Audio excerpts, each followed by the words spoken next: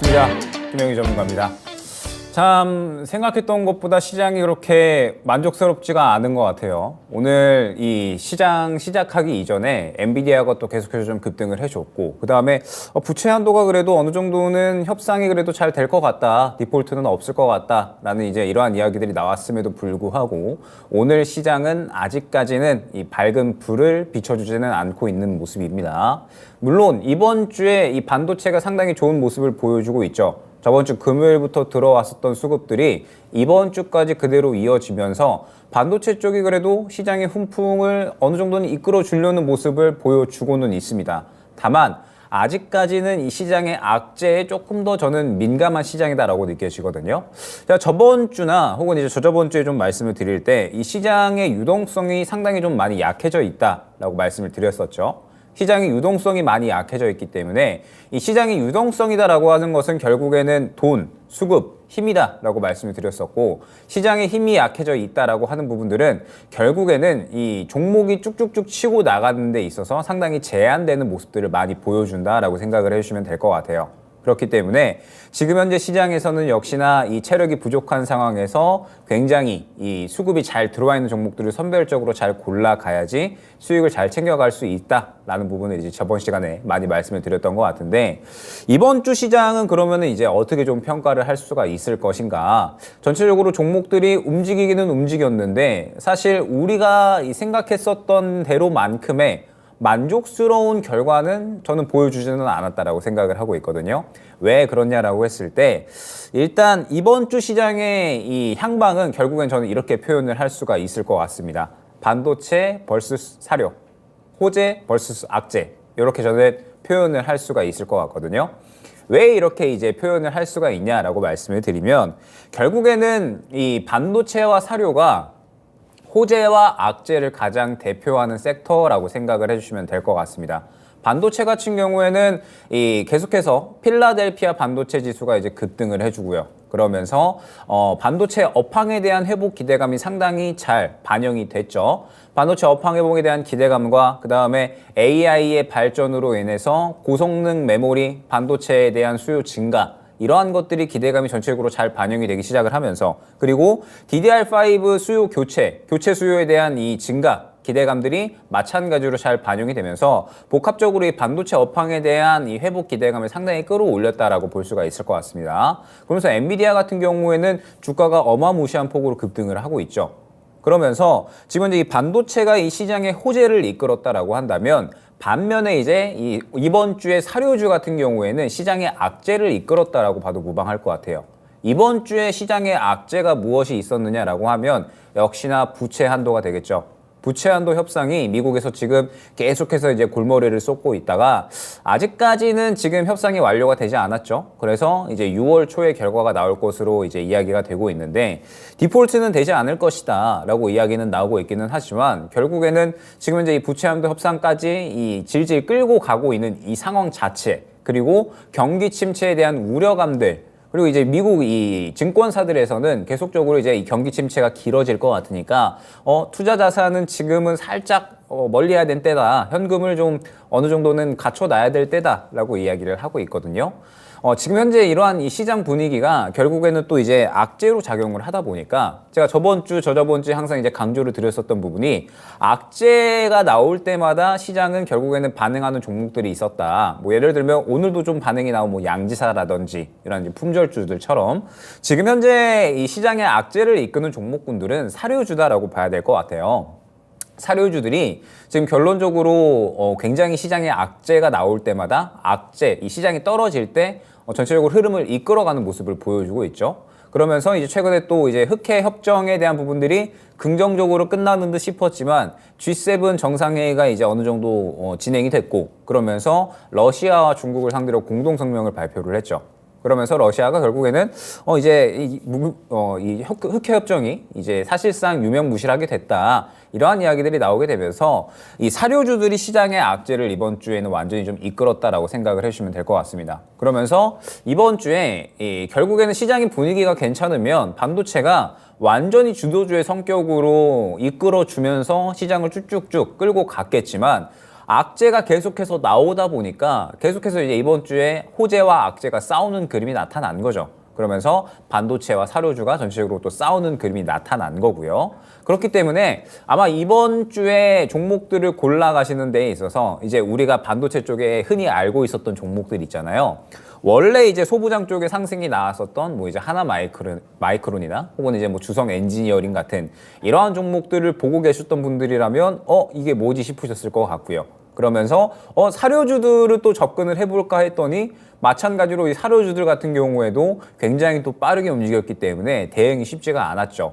그렇다고 반도체 사료 외에 다른 걸 접근하자라고 하니 시장이 결국에는 또 이제 이 부채 한도에 대한 우려감들, 경기 침체에 대한 우려감들 때문에 소외되는 종목들은 또 철저히 소외가 됐거든요. 그렇기 때문에 다른 종목들 접근을 하자라고 했더니 또 살 게 없어지는 이러한 상황이 이번 주에 연출이 됐다라고 생각을 해주시면 될 것 같습니다. 결론적으로는 난이도가 상당히 또 마찬가지로 있었다라고 생각을 합니다. 그래서 오늘은 이제 이 부분에 대해서 조금 더 상세하게 보면서 다음 주에는 우리가 어떻게 또 매매 전략을 꾸려 나가야 될 것인가 이를 한번 상세하게 이야기를 해보도록 하겠습니다. 자, 이번 주에 역시나 이 상승을 주도했었던 이야기, 결국에는 역시나 이 엔비디아에 대한 이야기가 되겠죠. 상승이 이제 나왔었던 구간을 보게 되면 어제 이 엔비디아가 시간으로 26% 폭등을 했습니다. 그리고 이제 오늘 또 추가적으로 상승을 하고 있고, 결론적으로 이제 엔비디아가 지금 현재 AI 발전에 대해서 가장 큰 수혜주로 꼽히고 있는 상황이죠. 그러면서 엔비디아가 필라델피아 반도체 지수로 완전히 좀 이끄는 그런 상황이 연출이 되고 있고, 그에 따라서 이 반도체 종목들을 또 일제히 끌고 가주는 역할을 해주고 있다라고 생각을 해주시면 될 것 같습니다. 그러면서 첫 번째 AI 반도체에 대한 이러한 수요도 증가, 기대감이 잘 작용이 됐다 생각을 해주시면 될 것 같고, 그 다음에 이 디램이죠. 이번에 올해 이제 2023년에 서버용 디램이 모바일용 디램 시장을 이제 제쳤다라고 이제 이야기가 나오고 있습니다. 그만큼 지금 현재 이 디램에 대한 수요가 계속적으로 증가할 것이다라는 내용을 지금 이제 나타내주고 있는 거예요. 그러면서 DDR5로의 이제 교체 시기잖아요. 지금 결국에는 DDR4에서 DDR5로 넘어가는 지금 현재 이제 이 교체 시기다라고 생각을 해주시면 될 것 같은데, 이게 생각보다 좀 빠르게 이루어질 것 같다라는 거죠. 지금 계속해서 고성능에 대한 수요가 지금 반도체 업황에는 증가하고 있는 상태이기 때문에 이거 생각보다 DDR4에서 DDR5로의 교체 시기가 빨라질 것 같고 교체 수요가 더욱더 증가할 것 같다라는 겁니다. 그러면서 가격도 생각보다 빠르게 정상화될 수 있겠다라는 기대감이 지금 이번에 완전히 잘 작용을 했다라고 생각을 해주시면 될 것 같아요. 그러면서 이제 결국에는 SK 하이닉스, 그 다음에 뭐 삼성전자, 그리고 뭐 반도체 종목들 전체적으로 아주 좋은 상승을 보여주고 있습니다. 그래서 특히나 이제 뭐 SK 하이닉스 같은 경우에도 그렇고 삼성전자 같은 경우에도 그렇고 계속해서 한 1년 정도 구간 동안 뚫지 못하던 구간을 이제 뚫어줬죠. 그래서 이번에 상승이 결국에는 굉장히 좀 의미가 있었다. 이제는 반도체가 정말 완전하게 바닥을 짚었구나라고 생각이 되었었던 한 주였습니다. 반면에 안 좋은 이슈도 이제 계속해서 나왔었죠. 자, 보게 되면 결국에는 뭐 부채 한도 협상에 대한 이야기입니다. 부채 한도를 이제 결국에는 이제 좀 상한선을 높여줘야지 이 부분이 또 이제 이 디폴트까지 가지 않고 해결이 될 수가 있는 건데, 지금 이제 여당과 야당 간의 계속적인 이 협상이 또 난항을 이루게 되면서 이번에 이제 이 미국 하원 의장이 상황이 생각보다 좀 심각하다라고 이제 이야기를 했었죠. 그러면서 지금 이야기가 나오는 것들은 그래도 6월 초까지는 어느 정도 이제 이 협상이 좀 잘 될 것 같다, 디폴트까지는 가지 않을 것 같다라고 이야기가 나오고 있기는 하지만, 결국 이 부채 한도 협상 이야기가 항상 나올 때에는 이 이슈가 해결되기 전까지는 시장은 우려감을 갖고 있거든요. 어느 정도 결과를 보고 움직이자라고 하는 심리가 결국에는 강해질 수밖에 없기 때문에 지금 이제 이러한 부채 한도 협상 때문에 이번 주에도 아직까지는 악재가 계속해서 좀 나오고 있다라는 부분을 생각을 해주시면 될 것 같고, 그 다음에 흑해 곡물 협정이 사실상 무효화나 다름없게 됐다라고 이제 이야기가 나왔죠. 지금 이제 다음 달 중순으로 이야기가 나오고 있는데, 아무래도 지금 계속해서 중국과 러시아가 손을 잡고 약간의 이제 보복하는 형태를 띠고 있죠. 이번에 G7에서 중국과 러시아를 향해서 공동 성명을 발표를 했기 때문에, 그러면 결국에는 이제 이 중국과 러시아는 이러한 자원들을 어느 정도 무기로 쥐고 흔드는 거죠. 그래서 흑해 곡물 협정이 사실상 무효화가 될 수 있다 라고 이제 이야기가 나온 겁니다. 그러면서 결국에는 이제 이 종목들이 중요하다라는 거죠.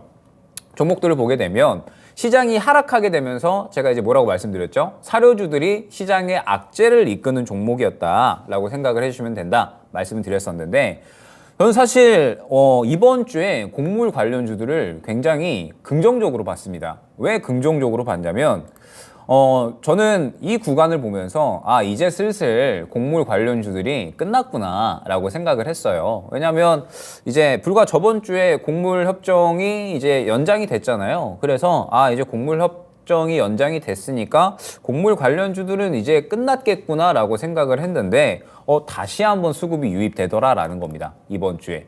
다시 한번 수급이 유입되고 그 다음에 시장에는 자꾸만 악재가 나오니까 이거 곡물 관련주들이 다시 한번 갈 수 있겠구나라고 생각을 한 거죠. 아니나 다를까 미래생명자원이라든지 혹은 팜스토리 같은 곡물 관련주들이 일제히 다 상승이 나와버린 겁니다. 그러면서 수급이 사실 굉장히 잘 들어와 있던 상태였어요. 수급이 너무나도 이제 잘 살아 있었기 때문에 이거 곡물 관련주들이 뭔가 좀 이상하다. 분명하게 협정이 연장이 됐는데 왜 이렇게 자꾸 이렇게 수급을 좀 잘 갖춰가지라는 생각을 했는데, 아무래도 시장에 계속해서 좀 악재가 나오고 있다 보니까 결국에는 악재가 나오게 되면 시장은 하락을 하잖아요. 시장은 하락을 하면서 시장이 하락을 하는 구간에도 결국에는 건드릴 수 있는 종목이 있어줘야 됩니다. 예를 들면 히토류라든지 아니면은 양지사나 신라섬유 같은 일부 품절주라든지 혹은 페라이트 혹은 이제 곡물 관련주처럼 이러한 이제 이 하락에도 건드릴 수 있는 종목군들이 있어줘야 되는데, 사실 최근에 히토류 관련된 종목들은 거의 죽어 있었죠. 그리고 페라이트 관련된 종목들은 너무 많이 상승이 나왔었죠. 그렇기 때문에 실질적으로 수급을 받아줄 만한 섹터가 저는 곡물 관련주였다라고 생각을 합니다. 그래서 곡물 관련주들이 일제히 수급을 아주 잘 받아줬다라고 생각을 해주시면 될 것 같아요. 그래서 이번 주에 이제 이러한 수급 흐름을 한번 정리를 해보면 결국에는 이제 이러한 것들이었죠. 호재와 악재가 이제 동시에 출현을 한 거예요. 우리가 기대했었던 이 반도체의 흐름, 제가 이제 저번 주에 뭐라고 말씀을 드렸었냐면 2차 전지는 지금 쉬어가는 흐름이다. 쉬어가는 흐름이기 때문에 이 쉬어가는 흐름 속에서 굳이 무리하게 접근을 할 필요는 없다라고 말씀을 드렸었죠. 에코프로 이야기를 하면서. 에코프로 이야기를 하면서 지금 차익 실현이 나오고 있고 수급이 들어가지 않고 있기 때문에 지금 굳이 무리하게 접근을 할 필요는 없다라고 말씀을 드렸었습니다. 그러면서 반도체를 이번 주에 이제 봐야 된다라고 말씀을 드렸었죠. 금요일 날에 결론적으로 반도체 관련된 종목들이 일제히 다 수급이 들어갔기 때문에 결국에 이번 주에는 반도체가 갈 수밖에 없다라고 언급을 드렸던 기억이 납니다. 그래서 반도체를 이번 주에 봤어야 된다라고 이제 말씀을 드렸었는데, 결론적으로 이제 이번 주에는 필라델피아 반도체 지수, 그다음에 엔비디아 등등등 반도체 업황 회복 기대감, 이러한 이제 호재들이 나와준 거죠. 우리가 기다렸었던, 드디어 이제 반도체가 주도 섹터로 움직일 수 있을 만한 호재가 나와준 건데, 동시에 이제 악재까지 나와버리니까 저는 사실 제가 생각했던 만큼의 퍼포먼스는 나와주지는 않은 것 같아요. 저는 굉장히 이제 이 반도체 업황에 대해서 지금보다도 더 기대감이 크거든요. 그래서 반도체 업황이 완전히 좀 회복이 되게 되면 반도체가 전체적으로 다 같이 움직여주면서 시장 전체를 좀 끌고 가주는 그림을 기대했는데, 이번 주에는 악재가 나오다 보니까 상대적으로 그러한 그림까지는 나오지가 않았다라고 생각이 됩니다. 어찌됐든 호재와 악재가 동시에 출현을 하면서 이번 주에는 각 대표 섹터 간의 수급 싸움이 계속해서 좀 치열하게 이루어졌다라고 생각을 해요. 시장이 이제 어느 정도 상승하는 그림이 나올 때에는 반도체주가 좀 끌고 가주고, 시장이 조금 하락하는 그림이 나올 때에는 곡물 관련주들이 좀 끌고 가주는 이러한 그림이 나왔다라고 생각을 해주시면 될 것 같습니다. 그러면서 결국에는 이번 주 시장이 이제 어려웠다라고 제가 말씀을 드리는 게 뭐냐면, 반도체와 곡물 섹터가 가기는 가요. 가기는 가는데 개별주 종목 장세였다라고 저는 결국에는 말씀을 드리고 싶은 거예요. 왜냐라고 하면 일단은 지금 악재가 계속해서 이어지고 있죠. 악재가 계속해서 이어지고 있는 상황에서 지금 반도체가 결국에는 우리가 기대했었던 호재가 조금씩 나와주고 있습니다. 그러면 이제 우리가 생각을 해야 될 게, 반도체가 이제 완전히 주도 섹터가 될 것인가 라는 부분에 대한 거였거든요. 그런데 저는 이번 주 보니까 분명하게 이제 반도체가 주도를 했었던 건 맞아요. 상승에 대한 부분들을 이제 담당을 하고 주도를 했었던 건 맞는데 우리가 이제 기대를 했었던 부분이 있잖아요. 예를 들면 1월부터 4월까지의 2차 전지 흐름처럼 1월부터 4월까지의 2차 전지 종목들 보게 되면 정말 이 종목 저 종목 할 것 없이 소부장 할 것 없이 다 같이 끌고 가주는 순환 흐름이 나와주면서 결국에 또 이제 이 시장의 유동성을 폭발시키고 다른 이제 이 소외 종목들까지도 다 끌고 가주는 그런 흐름이 나왔거든요. 그래서 우리가 굉장히 잡을 종목이 많았었던 시장이 사실 1월부터 4월까지였습니다. 그런데 지금 결론적으로 반도체가 그러한 그림까지 나와주고 있느냐? 저는 지금 이번 주에 이 이슈가 가장 중요한 화두인 것 같아요. 반도체가 과연 6월 달에도 주도 섹터가 되면서 시장을 끌고 가주는 움직임을 보여줄 수가 있을 것인가. 그래서 저는 이러한 것들을 생각을 해야 된다고 생각을 합니다. 반도체가 이제 완전하게 부활을 할 수 있을 것인가.